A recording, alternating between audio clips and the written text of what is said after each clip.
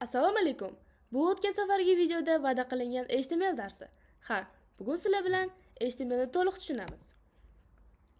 HTML asoslari. Bu bizning birinchi qadamimiz. HTML bu Hypertext Markup Language. Bu belgilash tili. Matn, video va hattoki rasmlarni ham HTML ga joylashtiramiz. Keling endi HTML ning asosiy strukturasini ko'rib chiqamiz. Bu HTML ning asosiy strukturasi. Bu brauzer bizni kodlarimizni yaxshi tushunishi uchun yordam beradi. Hattoki shu yerdan veb-saytning tilini o'zgartirishimiz va buni har xil gadjetlarga, ya'ni qurilmalarga moslashtirishimiz mumkin. Bizda eng muhim bo'lgan taglar mavjud. Misol uchun p tagi. U paragraf degani va bu yerda ko'rib turganingizdek ochiluvchi va yopiluvchi taglar ko'rsatilgan. Keling sizlar bilan bu tagni qarindoshlari bilan ham tanishib chiqamiz. Ketdi. Ko'rib turganingizdek H1, H6, H1 degani sarlavhalar uchun. H1 dan H6 gacha. H6 eng kichkinasi. Bu soniga qarab kichkinalashib boradi. P bu paragraf. Oddiy matn paragraflari uchun ishlatiladi. Href bu boshqa sahifaga o'tish uchun havolalar qo'yamiz. Image sahifaga rasm joylashtirishimiz uchun ishlatamiz. Biz fayl ochayotganimizda index.html deb ochamiz. Nima uchun aynan HTML? Sizlarga ham qiziqmi? Chunki brauzer index.html faylini birinchi bo'lib o'qiydi. Ana endi amaliyotga o'tamiz. Ketdi. Mana endi bizga Visual Studio Code, ya'ni VS Code kerak bo'ladi. Boya aytib o'tganimdek, bizga index.html fayl kerak bo'ladi. Chunki brauzer birinchi index.html faylni o'qigani uchun. Boyaga aytib o'tganimdek, o'sha dokumentatsiya, ya'ni saytning asosiy strukturasini yozib olamiz. Qani keling endi biz sizlar bilan slayd ichida aytilgan taglardan foydalanib ko'ramiz. Misol uchun H1 tagi. Bu eng kattasi degani.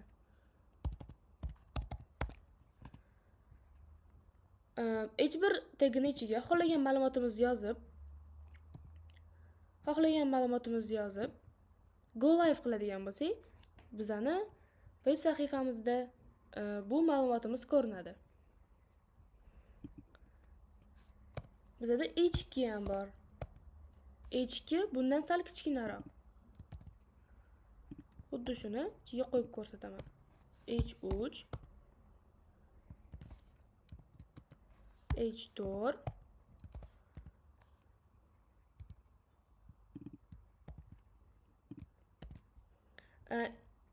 H1, H6 gacha bo'ladi o'zi. Masalan, H4 gacha qilib ko'rsatdim. Bu kichkinalashib boradi. Bu ya'ni sarlavhalar uchun ishlatiladi. Matnning sarlavhasi uchun. Keyin endi p tagini ko'rib chiqamiz. P bu paragraf.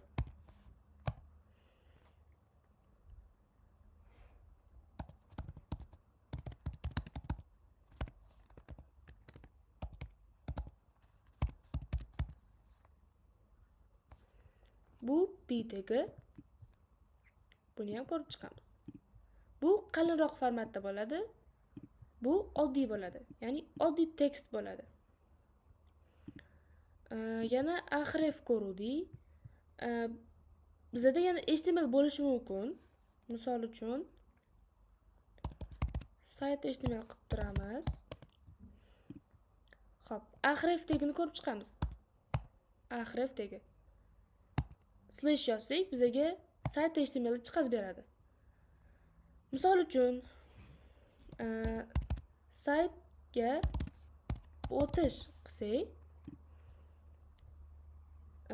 ko'k yozuvda bizga href, ya'ni buni bosganingizda boshqa sahifaga o'tiladi. Mana bu yerdan ko'rib olishingiz mumkin. Bu degani boshqa sahifaga o'tish degani.